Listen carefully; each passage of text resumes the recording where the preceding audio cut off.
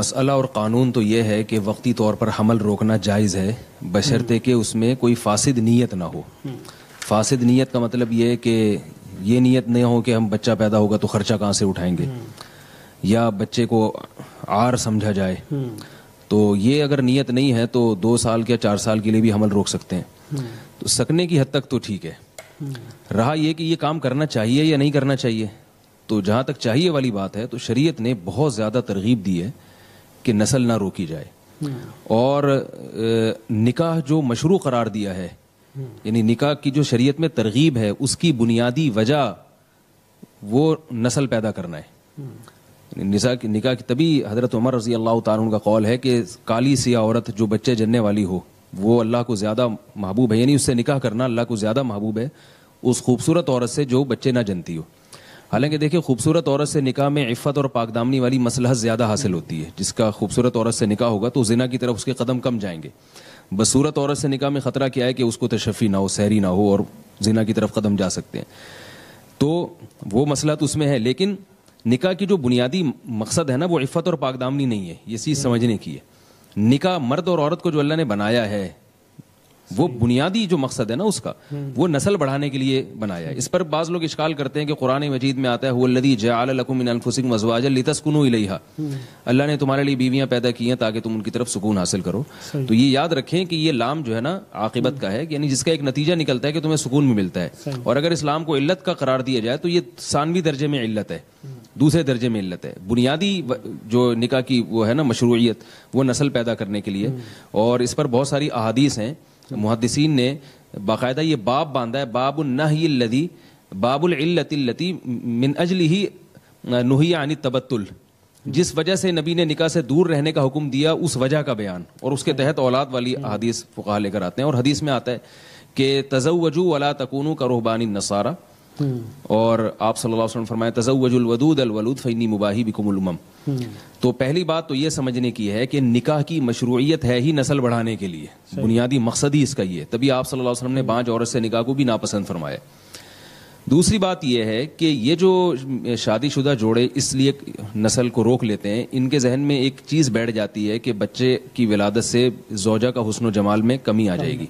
لیکن یہ اس موقع پر یہ بھول جاتے ہیں کہ حمل روکنے سے جو عورت کی صحت کو نقصان ہوتا ہے وہ نقصان اس نقصان سے بہت زیادہ بڑھ کر ہے جو بچہ پیدا ہونے کی صورت میں ہوگا.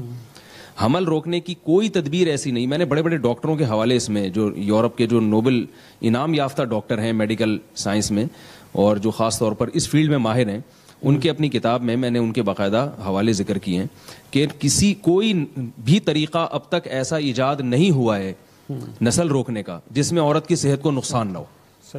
اور ان میں سب سے کم درجے کا نقصان ہے چڑچڑاپن. کسی بھی طریقے سے جب نسل کو روکا جائے تو عورت کی طبیعت میں چڑچڑاپن پیدا ہوتا ہے, جھنجھلانا طبیعت میں, گھر میں لڑائی جھگڑے, جس کی وجہ سے طلاقوں کا ریشو بڑھتا ہے.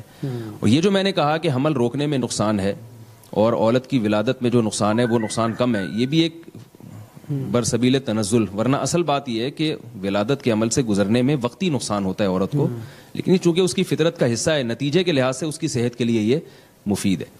اور ایک اہم بات یہاں یہ بھی ہے کہ جو لوگ اس نیت سے حمل روکتے ہیں تو یہ بات یاد رکھیں اولاد پیدا کرنا اپنے اختیار میں نہیں ہے.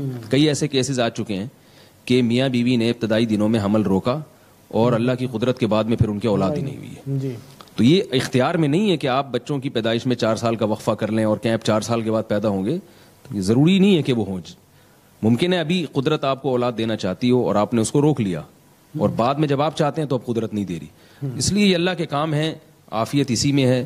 شریعت بھی یہ کہہ رہی ہے, میڈیکل سائنس بھی یہ کہہ رہی ہے, اور عقل بھی یہ کہہ رہی ہے کہ جو نکاح کا ایک لازمی نتیجہ ہے, نیچرل نتیجہ ہے, اس نتیجے کو روکنے کی کوشش نہ کی جائے.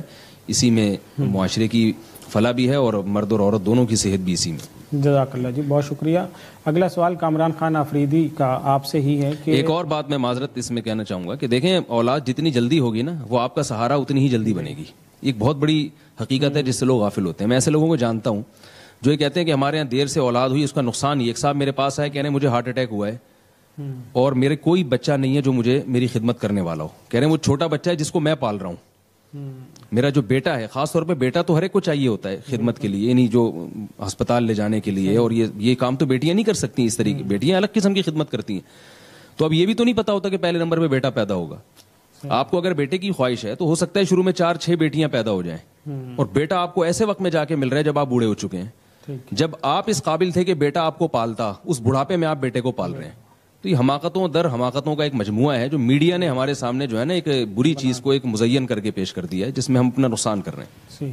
بہت شکریہ. اگر آپریشن کی تکلیف کی وجہ سے بچے پیدا کرنے میں ظاہر مشکل ہے تو ضبط تولید کرا سکتے ہیں؟ ضبط تولید چند صورتوں میں جائز نہیں ہے, وہ میں بتا دیتا ہوں تاکہ جو جائز صورتیں وہ خود بخود سامنے آ جائیں گی. کسی عورت کا اس نیت سے حمل روکنا کہ خرچہ بڑھ جائے گا, کھلائیں گے کیسے اس کو, جیسے کہ آج کل اکثر یہی دیکھا جا رہا ہے کہ بچوں کی اسکول کی فیسیں بھرنی ہیں یا ان کا خوراک کا خرچہ بڑھ جائے گا, اس نیت سے حمل روکنا حرام ہے. قرآن مجید میں صاف ہے, نحن نرزقکم وإیاہم, ہم تم کو بھی رزق دیں گے ان کو بھی. اور رزق کا مطلب صرف روٹی نہیں ہوتا, زندگی گزارنے کے جتنے ضروری لوازمات ہیں وہ رزق مفہوم میں داخل ہیں. تو بچہ جب دنیا میں آتا ہے تو اللہ کی مخلوق پہلے ہے, والدین کی اولاد بعد میں. تو اس نیت سے اگر کوئی حمل روکے گا تو وہ حرام ہے, ناجائز ہے. دوسری صورت یہ ہے کہ بچوں کو عار سمجھا جائے, جیسے آج کل فیملی پلاننگ والوں نے یہ معاشرے میں ایک اس طرح کی جو ہے نا وہ کلچر کو فروغ دیا ہے کہ جس کے زیادہ بچے ہوں وہ شرماتا ہے اپنے بچوں کی تعداد بتاتے ہوئے. خواتین بھی اس عورت کا مذاق اڑاتی ہیں, تمہارے 8 بچے ہیں, تمہارے 9 بچے ہیں. تو جبکہ رسول اللہ صلی اللہ علیہ وسلم نے اولاد کی کثرت کو قابل فخر قرار دیا, فإنی أباہی بکم الامم, فرمایا میں کثرت پہ فخر کروں گا. تو جو چیز قابل فخر تھی اس کو قابل ذلت سمجھنا, تو یہ شریعت کا گویا مذاق ہے. اور قرآن مجید میں بھی اللہ نے پچھلی امتوں سے وعدے کیے ہیں کہ تم اگر نیک اعمال کرو گے میں تمہیں کثرت سے اولاد دوں گا.